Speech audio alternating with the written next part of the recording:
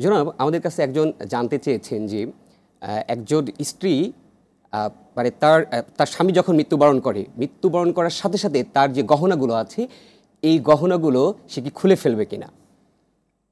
বিসমিল্লাহি ওয়াসসালাতু ওয়াসসালামু আলা রাসূলিল্লাহ মা বাদ। ধন্যবাদ আপনাকে।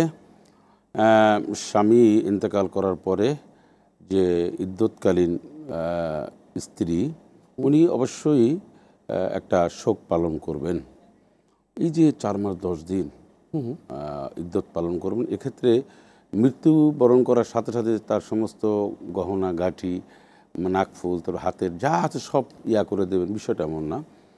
ব্যাপারটা হচ্ছে শোক পালন করতে গিয়ে যা দরকার, এর মধ্যে উনি সাজুগুজু করতে পারবেন না, ওনার এই হয়তো কোথাও বেরোতে পারবেন না, মানে বেড়ানোর উদ্দেশ্যে বা আনন্দ ফুর্তি করার উদ্দেশ্যে যেতে পারবেন না।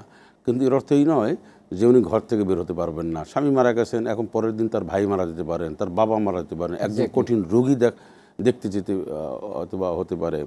এগুলি কিন্তু নিষেধ নাই। নিষেধ হচ্ছে আনন্দ, উৎসাহ, উদ্দীপনা এবং বিশেষ করে বিবাহ শাদীর যে চিন্তা চেতনা বা এই সমস্ত কার্যক্রমে নিজের এগুলো অংশগ্রহণ না করা। আর গহনাগাটি যেভাবে আছে উনি সেভাবে পড়তে পারেন, শাড়ি পরবেন, সব কিছুই ঠিক আছে। কিন্তু এটা মানুষকে দেখার উদ্দেশ্যে অথবা নিজের মনের শখকে এটাকে জাগ্রত করার জন্য কোনো কিছু করতে পারবেন না।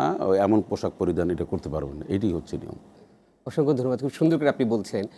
আরেকটা বিষয় হচ্ছে একদম আমাদের মানে কন্টেম্পোরারি পিরিয়ডে, মানে বর্তমান সময়ে একটা মাসালা ভীষণভাবে, সেটা হচ্ছে যে আমরা মোবাইলে বিভিন্ন কোরআনের অ্যাপস বা হাদিসের অ্যাপস রাখি। তো এই ধরনের অ্যাপস রেখে এই মোবাইলটা নিয়ে আমরা ওয়াশরুমে যেতে পারবো কিনা? না, এটা টেকনোলজি বা এই যে এটা তো আল্লাহ পাকের একটি অবদান, আল্লাহর নেয়ামা। সুতরাং মোবাইলে এখন আমরা আলহামদুলিল্লাহ অনেক ভালো কাজ করতে পারি, যেমন কোরআনুল কারীম পড়তে পারি, হাদিস ডাউনলোড করতে পারি, সব কিছু করা যায় এখন মোবাইলে। সেক্ষেত্রে এই মোবাইলটা ডিভাইসের মধ্যে থাকে, এটা নিয়ে ওয়াশরুমে যাওয়া বা কোনো ধরনের কোনো প্রবলেম নেই। একজন মানুষের মধ্যেও তো কোরআনুল কারীম থাকে, একজন হাফেজে কোরআন, তাদের সব কিছু করতে পারবে, জাস্ট এরকমই।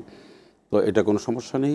এবং সে মোবাইলে পুতু পবিত্র থাকলে ওযু ছাড়াও মোবাইল দেখে দেখে কোরআনুল কারীম পড়তে পারবেন বা কোরআনের তাফসীর পড়তে পারবেন, হাদিস পড়তে পারবেন, এতে শরীয়তে কোনো নিষেধ নাই।